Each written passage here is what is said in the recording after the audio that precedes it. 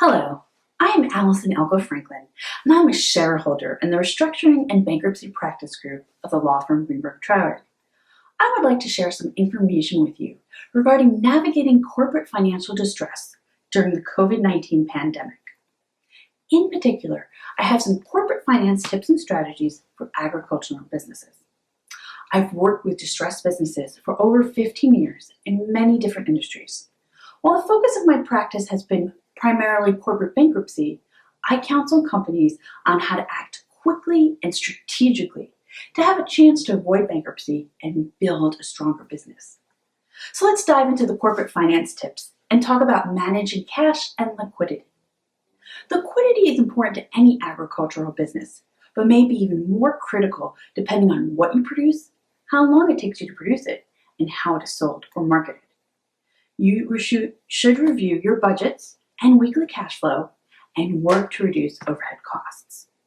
If you're experiencing monthly operating losses, work on calculating your cash burn rate and focus on improving liquidity by working to increase your current assets or decrease your current liabilities. To increase current assets, evaluate whether you can sell unneeded, non-current assets and keep the proceeds and savings or use them to pay down your current liabilities. And improve on production efficiency to lower your operating expenses.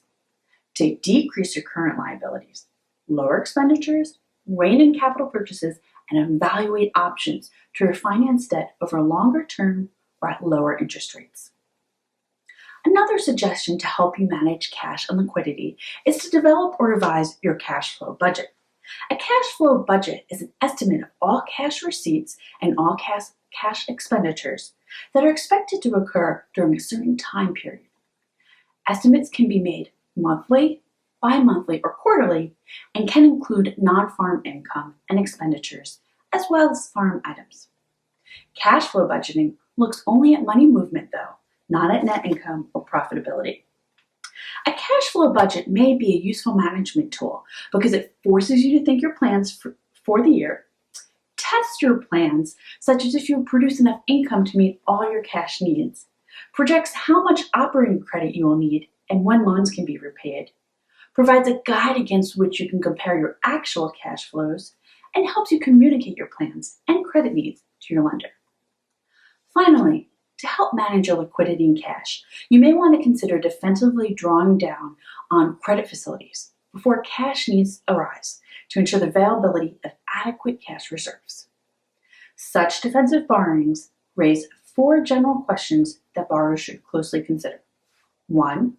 Are more desirable alternatives available to build cash reserves to address these liquidity requirements, such as selling assets or obtaining equity investments? 2.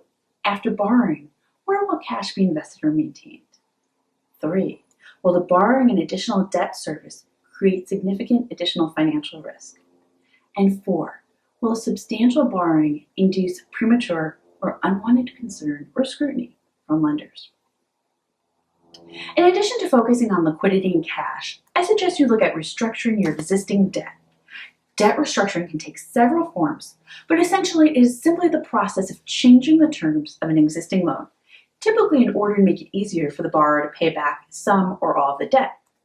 A debt can be restructured to lower the interest rate, extend the repayment period, consequently lowering the monthly payment, forgive some of the balance owed, or otherwise change the terms and conditions of the loan. There are several important considerations when looking to restructure existing debt, and I will review 6 relating to collateral, valuation, contracts, defaults, loan modifications, and forbearance agreements. First is a collateral audit. A borrower should review all the documents in its loan file and analyze whether there are any perfection or other issues that could be beneficial in negotiations with its lender. A second consideration is crop and livestock valuation. Liquid agricultural commodities, such as harvested crops and livestock, may be transported and easily purchased or sold. The liquid nature of this collateral provides the flexibility to quickly raise cash when needed, but it can also cause rapid shifts in the lender's collateral position and the borrower's balance sheet structure. As a result, a collateral valuation to verify crop or livestock collateral may be important to effectuate any potential debt restructuring. A third factor that should be taken into account when restructuring existing debt is contracts, which should be reviewed with attention to provisions that may be triggered by the inability to perform. These include force majeure clauses, termination rights, insurance procurement clauses, and minimum requirements provisions. A fourth consideration is defaults. If the borrower is already in default, how bad is the default? If the loan has matured without payment, the default may be significant. But if the default involves a non-monetary or other technical default, there may be more room to negotiate. Lenders are generally averse to foreclosing as a result of a non-monetary default. When restructuring debt, a loan modification is also a consideration. The earlier that the borrower acts, the more likely it is to retain credibility as a competent borrower who has simply been overwhelmed by market forces outside of its control. Review loan covenants and modify covenants with lenders if at all possible. And a final and important consideration when restructuring debt is a forbearance agreement. A forbearance agreement that allows you to reduce or delay payments for a set time can be extremely valuable at this time. With additional time to weather the difficulties of the pandemic, it may be possible to find strategies to address financial distress. If the agreement is drafted by the lender, carefully review to determine whether there are some protections the lender may be willing to forego. An alternative to debt restructuring is seeking alternative financing options, including new capital. The pandemic may worsen financial distress in agribusiness.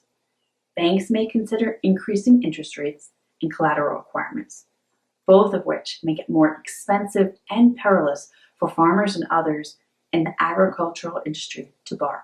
And small agricultural banks may seek USDA loan guarantees on a growing portion of their loans. While financing options may be difficult to find, it is important to fully explore all available options. One of those options is obtaining new capital through a loan.